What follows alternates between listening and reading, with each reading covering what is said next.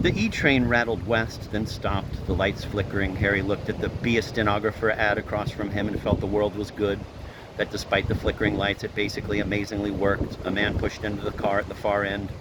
"Can you help me feed my hungry kids?" he shouted, holding out a paper cup and moving slowly down Harry's side of the car. People placed quarters in the cup or else stared psychotically into the reading material on their laps and did not move or turn a page. Suddenly a man came into the car from the opposite end. "Pay no attention to that man down there," he called to the riders. "I'm the needy one here." Harry turned to look and saw a shabbily dressed man with a huge sombrero. He had electric Christmas tree lights strung all around the brim and just above it, like some chaotic hat band. He flicked a button and lit them up so that they flashed around his head, red, green, yellow. The train was still stopped, and the flickering overheads had died altogether, along with the sound of the engine. There was only the dull hum of the ventilating system and the light show from the sombrero. "I am the needy one here," he reiterated in the strangely warm dark. "My name is Lothar, and I have come from Venus to arrest Ronald Reagan. He is an intergalactic criminal and needs to be taken back to my planet and made to stand trial. I have come here to see that that is done, but my spaceship has broken down. I need your assistance so that I can get it done." "Amen," someone called out. "Yahoo!" shouted Harry.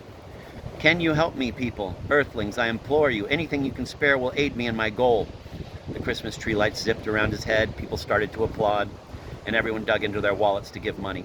When the lights came on and the train started to go again, even the man with the hungry kids was smiling reluctantly, though he did say to Lothar, "Man, I thought this was my car." When the train pulled into 42nd Street, people got off humming, slapping high fives, low fives, though the station smelled of piss.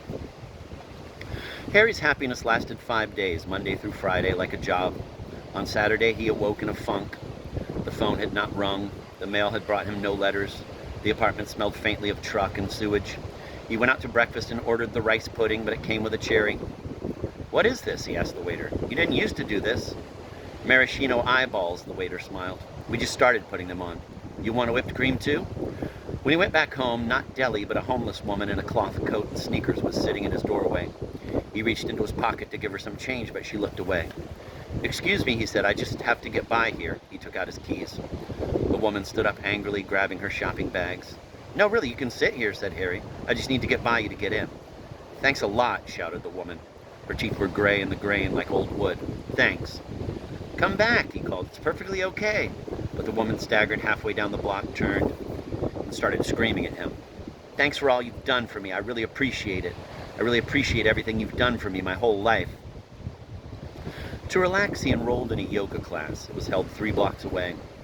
And the teacher, short, overweight, and knowledgeable, kept coming over to Harry to tell him he was doing things wrong.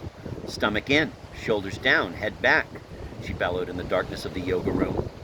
People looked. She was not fond of tall, thin men who thought they knew what they were doing. "Head back," she said again, and this time tugged on his hair to get his head at the right angle. "I can't believe you pulled my hair," said Harry. "Pardon me," said the instructor. She pressed her knee into the middle discs of his spine. "I would just do better," said Harry loudly, "if you wouldn't keep touching me." All right," said the teacher, "I won't touch you." And she walked to the other side of the darkened room to attend to someone else. Harry lay back with a deep breathing, spine pressed against the tough thread of the carpet. He put his hand over his eyes and stayed like that while the rest of the class continued with headstands and cat stretches. The next week, Harry decided to try a calisthenics class instead. It was across the street from the yoga class and was full of white people in pastel spandex. Serious acid disco blared from the corner speakers. The instructor was a thin black man who smiled happily at the class and led them in exercises that resembled the motion of field hands picking cotton.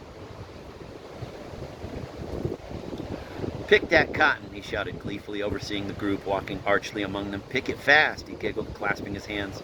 "Oh, what sweet revenge." The class lasted an hour and a half, and Harry stayed on for the next class as well, another hour and a half. It strangely encouraged and calmed him, and when he went to the grocery store afterward, he felt almost serene. He lingered at the yogurt and the freshly made pasta. He filled his cart with mineral water, feeling healthy and whole again, when a man 1 aisle away was caught shoplifting a can of bean with bacon soup. "Hey!" shouted the store manager, and 2 large shelf clerks grabbed the man with the soup. "I didn't do nothing," yelled the man with the soup, but they dragged him by the ears across the store floor to the meat counter in the back room where the butchers worked in the day. There they began to beat him until he could no longer call out. Trails of red smeared the floor of the canned goods aisle, where his ears had split open like fruit and bled. "Stop it!" cried Harry, following them into the swinging meat doors. "There's no reason for this sort of violence." And after 2 minutes, the employees finally let the shoplifter go. They shoved him, swollen and in shock, out the swinging doors toward the exit. Harry turned to several other customers who, also distressed, had come up behind him. "My God," said Harry, "I had 2 exercise classes today and it still wasn't enough." He left his shopping cart and fled the store for the phone booth outside, where he dialed the police. "I would like to report a crime. My name is Harry DeLeo, and I'm standing on the corner of 8th and..." "Yeah, Harry DeLeo, trucks. Look, Harry DeLeo, we got real things," and the policeman hung up. At night, Harry slept in the other room, the living room, the room decorated in what Brecky called early American mental institution. The room away from the windows and the trucks, on the sharp-armed sofa, damp towels pressed at the bottom of the bedroom door so he would not die in his sleep, though that had always been his wish, but just not now. He also pressed towels against the bathroom door in case of an overflow. Safe, barricaded, sulfurous, sandwiched in damp towels like the deviled eggs his mother used to bring to picnics. When he slept, he did so dreamlessly, like a bug. In the mornings, he worked early and went out and claimed a booth in the cosmic galaxy until noon. He read the Times and now even the Post and the news. Sometimes he took notes in the margins for his play. He felt shackled in nightmare, and in that constant state of daydream that nightmare gives conception to, creature within creature.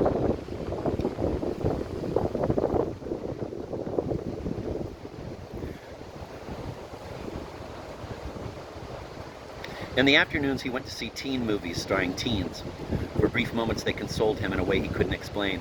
Perhaps it was that the actors were also attractive and in high school and lived in lovely houses in California. He had never been to California, and only once in the last 10 years, when he had gone home with Breck to visit her parents in Minnesota, had he been in a lovely house. The movies reminded him of Brecky. Probably that was it. Those poreless faces and hairless arms.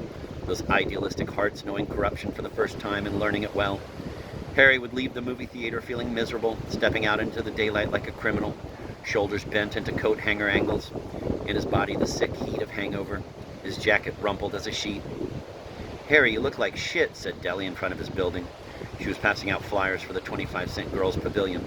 She was wearing a patched vinyl jacket, a red dress, and black pumps with no stockings. "But hey, nothing I can do for you except here." She handed him a flyer. 25 cents, cheap, live, and naked. "I got myself a day job. Ain't you proud of me, Harry?" Harry did feel proud of her, though it surprised him. It did not feel quite appropriate to feel proud. "Deli, I think that's great," he said anyway. "I really do." Peep show flyers were a start. Surely they were a start. "Yeah," said Deli, smiling haughtily. "Soon you'll be asking me to marry you." "Yup," said Harry, jiggling the key in the lock. Someone in the middle of the night had been jabbing at it with a knife, and the lock was scraped and bent. "Hey, put on some of that music again, would you?" But Harry had gotten the door open, and it slammed behind him without his answering. There was mail, a form letter from an agency interested in seeing scripts, an electric bill, a letter from the health department verifying his complaint call and advising him to keep after the precinct dispatcher, a postcard from Brecky from some old friend named Lisa.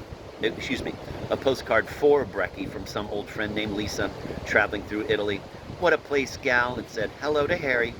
He put it on his refrigerator with a magnet. He went to his desk and from there stared over at it, then stared back at his desk.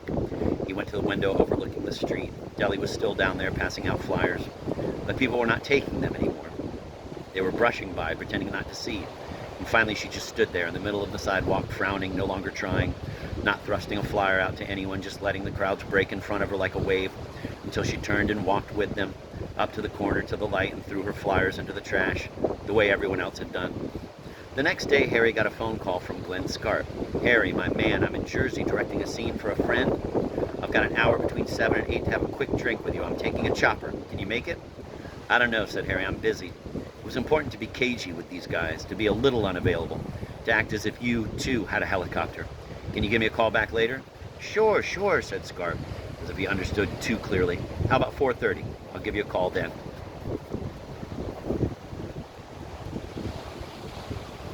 "Fine," said Harry. I should know better than what my schedule's like." He stifled a cough. "For the evening."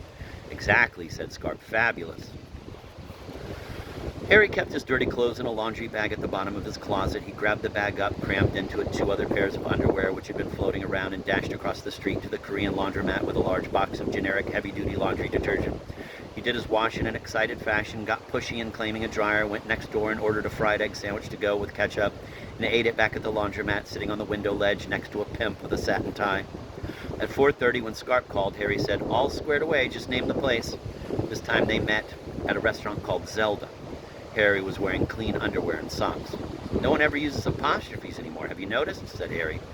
He had been here before and had, in fact, said this before. "Makes restaurants sound like hurricanes." Zelda specialized in electric Louisiana cooking.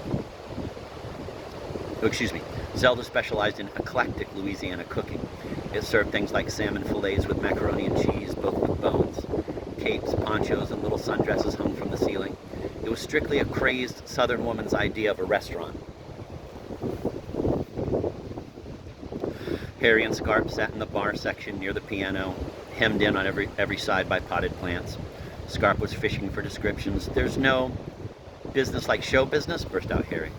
"Yes," said Scarp, a little taken aback. He was dressed in jeans and a linen shirt. Again, he wore a brooch, this time of peridot and garnet, fastened close to the collar. He was drinking a martini. Harry wasn't drinking. He'd ordered seltzer water and took big handfuls of mixed nuts from the bowl in front of him. He hadn't had a cigarette since the trucks had started coming, and now he found himself needing something to put in his mouth, something to engage his hand on its journey up from the table and back down again. "So tell me about this thing you were shooting in New Jersey," Harry began amiably. But a nutskin got caught in his throat and he began to choke, his face red and crumpling. Frightening as a moral. Scarp pushed the seltzer water toward Harry, then politely looked away. "It's a project that belongs to an old buddy of mine," said Scarp. Harry nodded at him, but his eyes were tearing and he was gulping down seltzer. Scarp continued, pretending not to notice, pretending to have to collect his thoughts by studying objects elsewhere. "He's doing this film about bourgeois guilt. You know, how you can be bourgeois and an artist at the same time." "Really?" croaked Harry. Water filmed his eyes. "But how the guilt can harrow you and how in the end you can't let it. As Flaubert said, be bourgeois in your life so that you may be daring in your art." Harry cleared his throat and started to cough again. The nutskin was still down there, scratching and dry. "I don't trust translations," he rasped. He took an especially large swallow of seltzer and could feel the blood leave his face a bit. There was some silence, and then Harry added, "Did Flaubert ever write a play?" "Don't know," said Scarp. "At any rate, I was just shooting this one scene for my friend since he was called away by a studio head. It was a very straightforward cute meet at a pedicurist's." "Have you ever had a pedicure?" "No," said Harry. "You really have to. It's one of the great pleasures of life." "But I have had planter's warts. You have to put acid on them. Band-aids." "Do you feel all right?" asked Scarp, looking suddenly concerned. "Fine. It's just I quit smoking. Suddenly there's all this air in my lungs." "What's a cute meet?" "Cute meet? It's Hollywood for where two lovers meet and fall in love." "Oh," said Harry. "I think I liked myself better before I knew that." Scarp laughed. "You writers," he said, downing his martini. "We writers, I should say. By the way, I have to tell you, I've ripped you off mercilessly." Scarp smiled proudly. "Oh," said Harry. Something lined up in him, got in order. His back straightened and his feet unhooked from the table legs. "You know, when we met last time, I was working on an episode for the show where Elsie and John, the two principals, have to confront all sorts of family issues, including the death of an elderly relative. That doesn't really sound like ripping me off. Well, what I've done is use some of that stuff you told me about your family and the radon gas. Well, you see, and that fabulous bit about your Aunt Flora dying while you were dating the Kennedy girl. It's due to air early next month. In fact, I'll give you a call when I find out exactly." Harry didn't know what to say. The room revolved dizzyingly away from him, dumped him and spun because he'd never really been part of it to begin with. "Excuse me?" he stammered. His hand started to tremble and he moved it quickly through his hair. "I'll give you a call when it's on." Scarp frowned. Harry gazed at the striated grain of the table. The tree split to show its innards. "What?" he said finally, slow and muzzy. He picked up his seltzer, knocked it back fast. He set the glass down with a loud crack. "You'd do that for me? You'd really honestly do that for me?" He was starting to yell. The people at the table nearest the piano turned to look. "I have to go." Scarp looked anxiously at his watch. "Yes, I've got to run myself." "No, you don't understand," said Harry loudly. He stood up, huge over the table. "I have to go." He pushed back his chair and it fell all the way over into a plant. He strode quickly toward the door and pushed against it hard. The night was just beginning to come, and come warmly, the air in a sweet, garbagey thaw. Midtown was crawling with sailors. They were all youthful and ashore and excited to be this way in their black and white trimmed suits, exploring Manhattan and knowing it in this particular guise. To be a movie set they had bought tickets to, knowing the park was up. The park is up. Knowing there were girls in places where there were girls. who would pull you against them, who knew what you knew, though they seemed too bonelessly small to. Harry loped by the sailors, their boyish, boisterous clusters, then broke into a run. Old men were selling carnations on the corner, and they murmured indecipherably as he passed. The Hercules was showing Dirty Desiree and Throbbing Hood, and sailors were going in. Off-duty taxis sped from their last fares at the theaters to the Burger King on 9th for something to eat. Putting block after block beneath his feet would clear his heart. Harry hoped, but the sailors, there was no shaking them. They were everywhere, hatless and landlubbed with eagerness.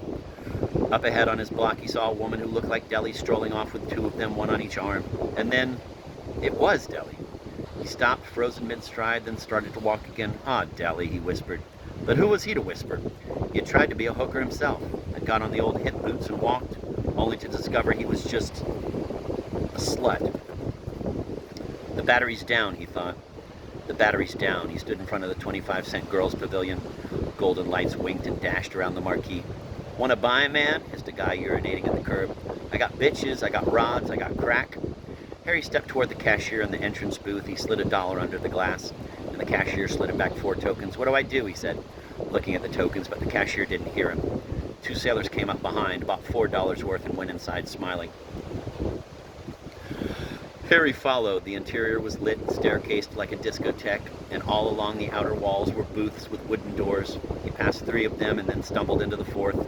He closed the door, sat down on the bench, and taking a deep breath, he wept, hopelessly, for Brecky and for God and for that life here that seemed always parallel to his own, never intersecting, like some opposite shore of river he could never swim across, although he kept trying. He looked at the tokens in his hand. They were leaving bluish streaks in the dampness there, melting if not used.